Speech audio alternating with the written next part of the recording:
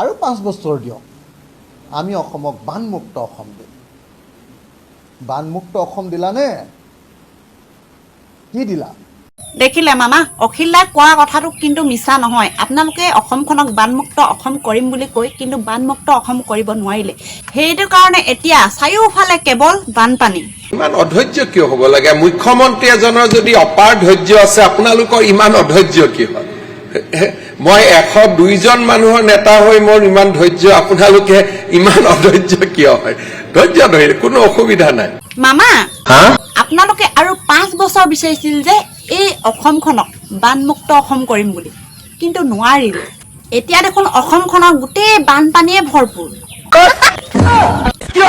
অখিল দাই কৈ আছে কি বুলি কৈছিলে? আৰু 5 বছৰ দিয়ক আমি অসমক বানমুক্ত অসম দিম।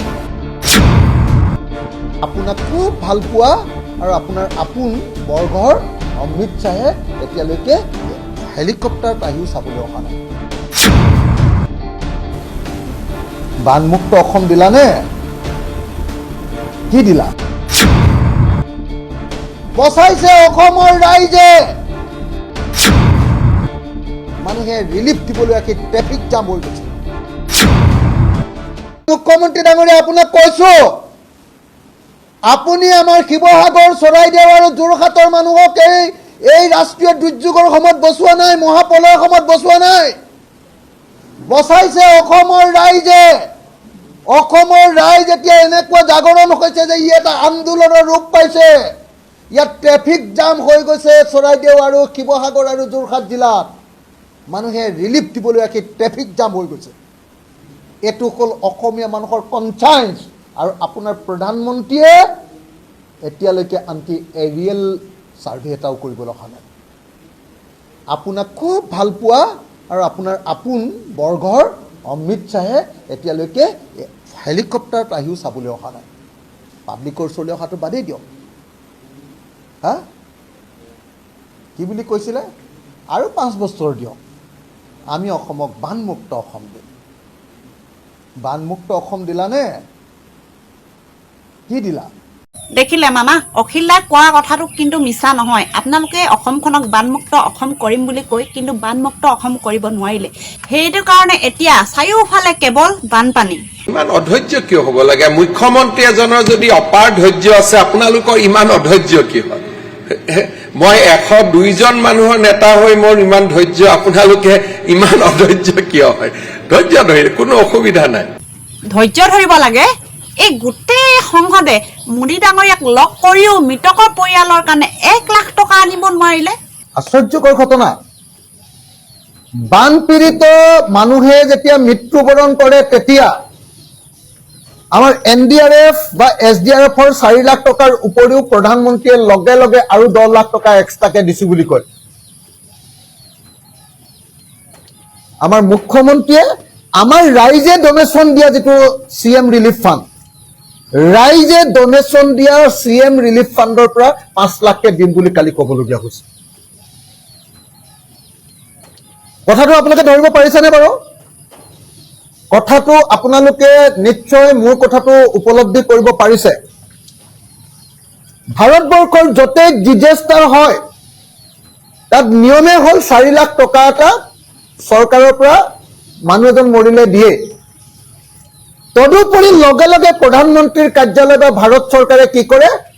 এডিশ্যনেল 10 লাখ টকা বা 20 লাখ টকা এটা এটা পৰিয়ালক দিয়াৰ কথা ঘোষণা কৰে। আমাৰ মুখ্যমন্ত্ৰীয়ে প্ৰধানমন্ত্ৰীক সাক্ষাৎ কৰি বা সাক্ষাৎ কৰিব নোৱাৰি গৃহমন্ত্ৰীক সাক্ষাৎ কৰি আৰু এই গোটেইবিলাকে গামোচা পিন্ধাই গোটেই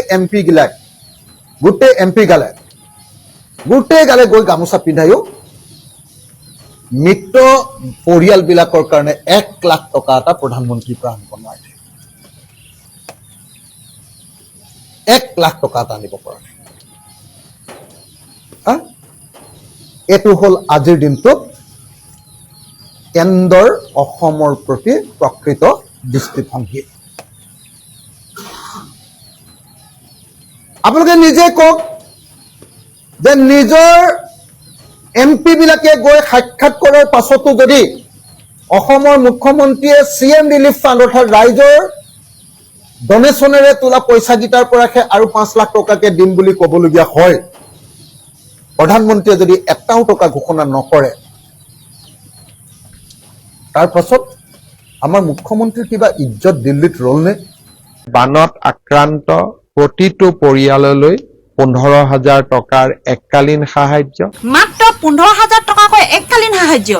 আৰু অখিল দাসে কৈ আছে প্ৰতি ঘৰ মানুহৰ কাৰণে 15,000কৈ টকা নহয় 10 লাখ টকাকৈ সাহায্য প্ৰদান কৰিবলৈ। 10 লাখ টকা যদি নিদিয়ে মই হিমন্ত বিশ্ব শৰ্মাটো শান্তিত থাকিব। অখিল দাৰ কথাবিলাক শুনিলে মামা, আপোনালোকে যদি বানাক্ৰান্ত মানুহৰ প্ৰতিটো পৰিয়াললৈ 10 লাখ টকাকৈ সাহায্য প্ৰদান নকৰে, তেনেহলে এইবাৰ অখিল দাই আপোনাৰ টেবুলত উঠি শিৱৰ তাণ্ডৱ নৃত্য কৰিব। মই কোৱা নাই নহয় মামা, অখিল দাহে কৈ আছে, চাওক আকৌ। আপোনাৰ টেবুলত উঠি এবাৰ মই তাণ্ডৱ নৃত্য, শিৱৰ নৃত্য দিম এবাৰ। বিজেপিৰ কাপোৰ আমাক দৰকাৰ হলে বুলি কৈছো, নিদিবলৈ কোৱা নাই।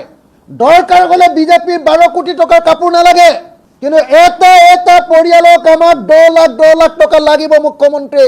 মই আকৌ আগৰ পগলা ৰূপটো ধাৰণ কৰিম, নহলে মুখ্যমন্ত্ৰী আপোনাৰ টেবুলত উঠি এবাৰ মই তাণ্ডৱ নৃত্য, শিৱৰ নৃত্য দিম এবাৰ। তাণ্ডৱ নৃত্য দিম, মই খালাংকে কৈ দিছো মুখ্যমন্ত্ৰী ডাঙৰীয়া। 15,000 টকাত যদি আমাৰ শিৱসাগৰৰ মানুহক আপুনি জুখিব খুজিছে, তেতিয়াহ'লে এইটো হবলৈ নিদিও মুখ্যমন্ত্ৰী। আপুনি 10 লাখ টকা এটা পৰিয়ালক দিব লাগিব। যদি নিদিয়ে তেতিয়াহ'লে আকৌ ৰূপ দেখিবলৈ পাব আমাৰ অখিল গগৈ ৰূপ, আগৰ পুৰণি ৰূপ আপুনি দেখিবলৈ পাব। পিছে অখিল দাস বাকী যি হওক বা যিয়ে নহওক, এই নেপালী খতিত যে যিটো ঘটনা সংঘটিত হ'ল, এই কেনেকৈ হ'বলৈ পালে? কেতিয়াবা যিকেইটা মানুহে ৰিলিফ দি ফুৰিছে নেপালী খুঁটিত, যিকেইটা মানুহে ৰিলিফ দি ফুৰিছে, সেই মানুহকেইটাই নেপালী খুঁটিৰ এইটো অৱস্থা কৰিলে। সিহঁতি কয়লা চিণ্ডিকেট আৰু শিলৰ চিণ্ডিকেট কৰি আমাৰ গোটেই শিৱসাগৰ আৰু চৰাইদেউ ধ্বংস কৰি দিলে। MLA, মন্ত্ৰী, জয়ন্ত মল্ল বৰুৱা, পীযুষ হাজৰিকা, হিমন্ত বিশ্ব শৰ্মা, তালৈকে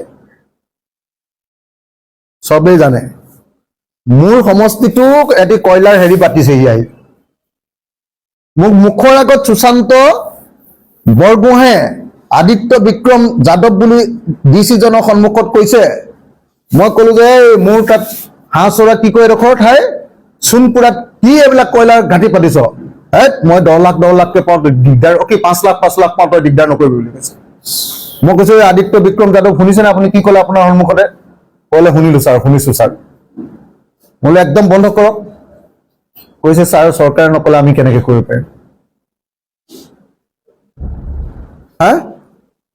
তো আপোনালোকক মই সেইকাৰণে ক'ব খুজিছো যে মই অসমৰ সাংবাদিক সমাজক অনুৰোধ কৰিছো, মই কেইখনমান ফটো আপোনালোকক দেখুৱাইছো।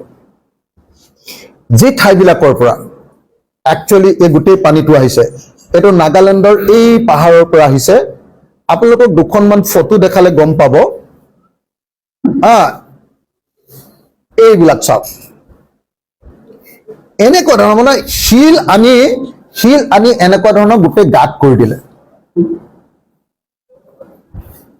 গোটেই কয়লা খান্দি ডাঙৰ 20 কিলোমিটাৰ 21 কিলোমিটাৰ বহল হ্ৰদ তৈয়াৰ কৰি দিছে সিহঁতি। দীঘল 21 স্কোৱাৰ কিলোমিটাৰ 22 স্কোৱাৰ কিলোমিটাৰ ডাঙৰ হ্ৰদ কৰি দিছে। তাত সকলো সময়তে পানী জমা হৈ থাকে। কোনোবাটোত পাহাৰটোৰ ওপৰত আছে, ভিতৰতো গোটেইটো গাঁত, তাত পানী জমা হৈ আছে। একেলগতে বৰষুণ যেতিয়া দি দিলে ধামকে পাহাৰো খহিছে, তাৰো পানী আহিছে, বৰষুণৰো পানী আহিছে, এই শিলখনৰ ঠাইৰো খানি আহিছে, আকৌ শিল খানি গোটেই নদীখন যে বাম কৰি পেলালে, লগে লগে কি হৈছে, যেনি তেনি পানীটো গুচি গৈছে। এইটোৱে হ'ল ডিভাষ্টেটিং ফ্লাড।